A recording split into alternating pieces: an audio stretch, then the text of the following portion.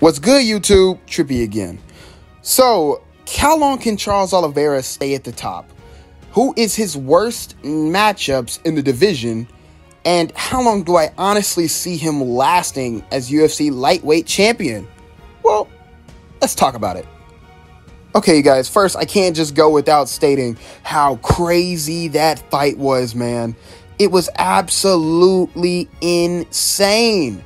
I mean, literally, Michael Chandler comes, rocks Charles Oliveira early, puts him down, almost finishes him. Charles Oliveira survives, gets back up. The second round starts. Michael Chandler was a little winded, a little gassed. Charles Oliveira immediately started pressuring and drops Michael Chandler with the left hook and then finishes him off. Wow. I mean, that's absolutely insane. Charles Oliveira has a solid striking game. He is technical.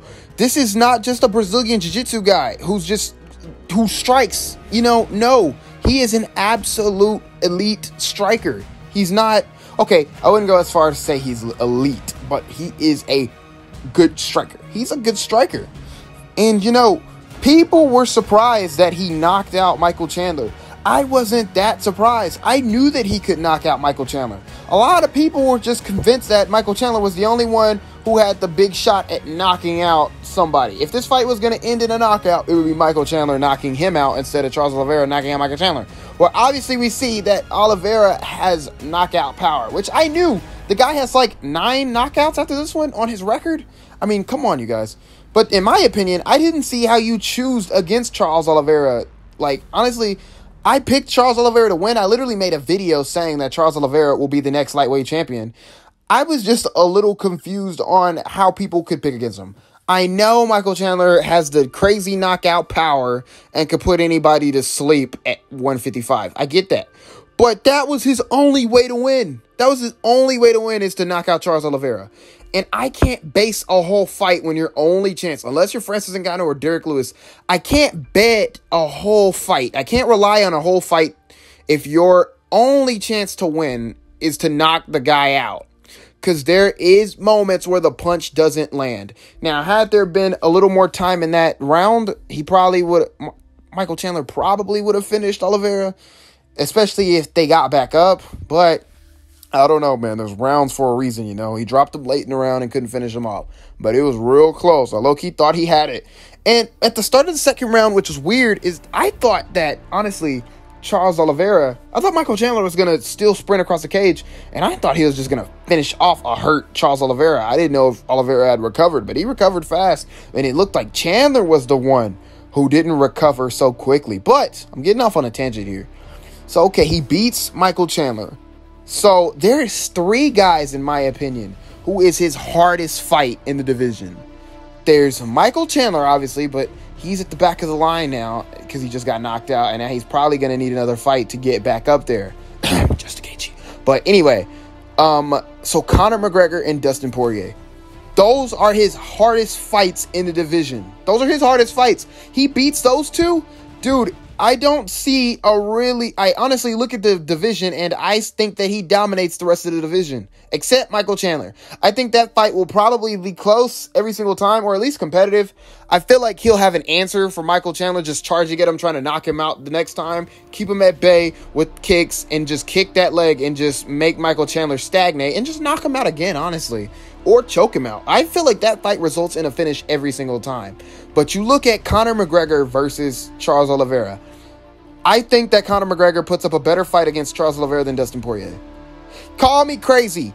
Yes, once the fight hits the ground, it's over.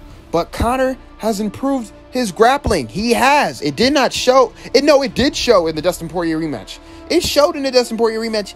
In the clinch, he controlled Dustin Poirier mainly in the clinch. Go rewatch it. Conor did really well in the clinch against Poirier. And I think Oliveira, and I feel like Oliveira does have a little bit better takedown than Poirier. But it's no Khabib, I feel like Conor would be able to stuff Oliveira's takedowns. But the moment it hits the ground, it's over.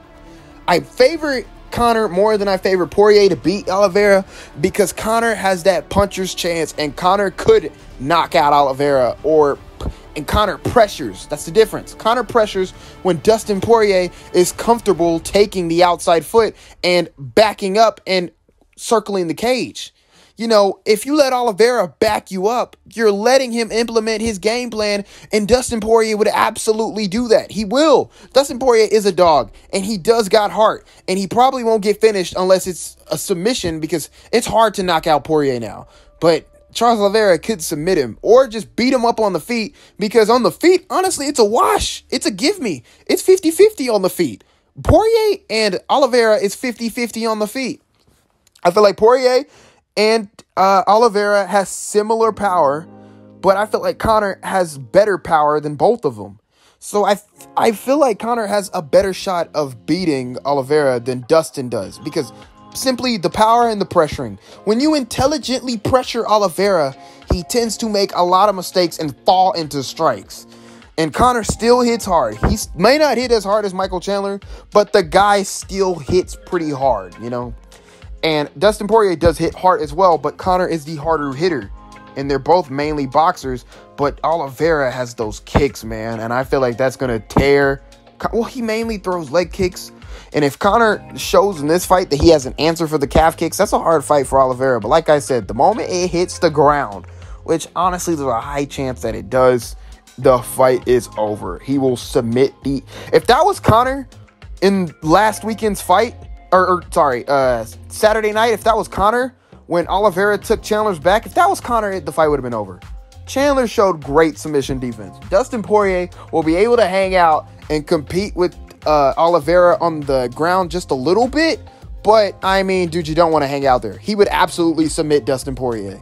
But on the feet, it's 50-50, and Dustin Poirier will just get backed up. He would get backed up, and Oliveira, if you back up, basically whoever backs up in that fight, Oliveira is just, whoever it is, they're going to get picked apart.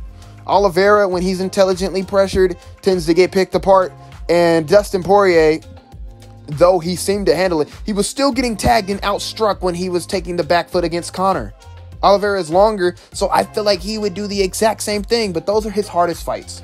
And then after that, I look down the division, Justin Gaethje. I feel like he walks through Justin Gaethje. There's still nothing that shows me that that fight is closer than what I think it is. I think he walks through Gaethje. Chandler is obviously a close fight every single time.